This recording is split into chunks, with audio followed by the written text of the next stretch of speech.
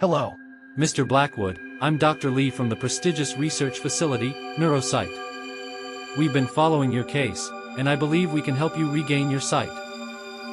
Who is this? How did you get my number? I assure you, Mr. Blackwood, our facility is reputable. We've developed a revolutionary new treatment that can restore your vision. Tell me more. Mr. Blackwood, the procedure is simple. We'll inject a specialized serum into your eyes, and your sight should be restored within days. And what about the risks? Minimal, Mr. Blackwood. You might experience some side effects, but they'll subside. Let's do it. The Blind Billionaire, Mr. Edward Blackwood, a ruthless and cunning billionaire, had built his empire through shrewd business deals and calculated risks. His net worth was estimated to be in the billions, but his personal life was shrouded in mystery. Edward's eyes had been closed to the world for over a decade, a victim of a rare medical condition that had left him completely blind. Despite his disability, Edward's business acumen remained sharp, and his empire continued to thrive.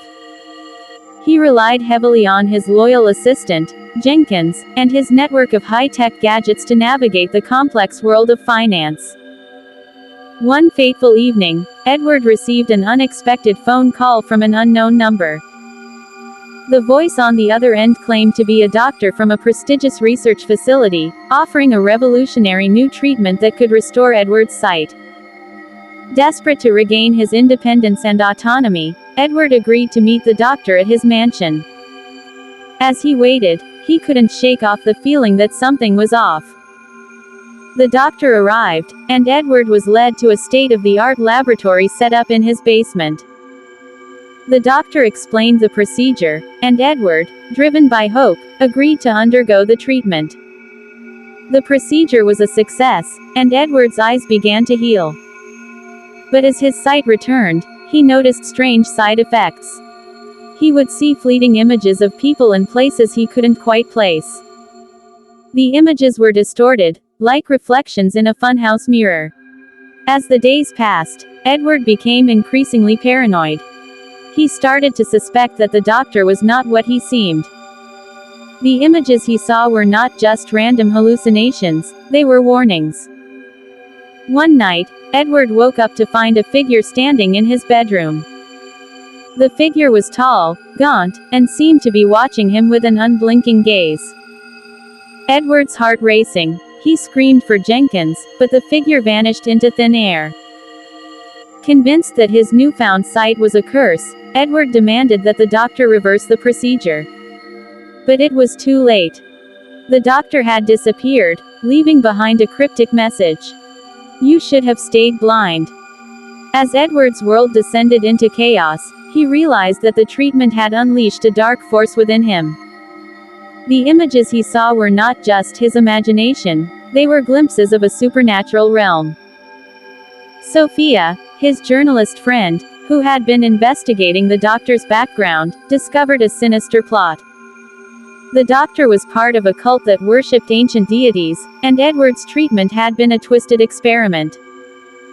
As Sophia tried to warn Edward, he became increasingly isolated, trapped in a world of horrors. The figures he saw were not just hallucinations, they were malevolent entities, drawn to his restored sight. In a desperate bid to save himself, Edward turned to the one person he thought could help, Sophia. But as she arrived at his mansion, she was met with an eerie silence. Edward was nowhere to be found. The mansion was in disarray, and the walls were covered in strange symbols, etched in blood. Sophia realized that Edward had been consumed by the very darkness he had unleashed. As she turned to leave, Sophia heard a faint whisper in her ear. "You should have stayed blind." The blind billionaire was never seen again. Some say he's trapped in a world of eternal darkness, tormented by the entities he unleashed. Others claim that he's still out there, searching for a way to escape the horrors that his restored sight brought upon him. The mansion remains standing, a testament to the horrors that lie beyond the veil of reality. And Sophia, the journalist, never forgot the lessons she learned from Edward's tragic fate. Some secrets are better left unexplored, and some doors are better left closed. The end. Please don't forget to like and subscribe to The Dark Room for more.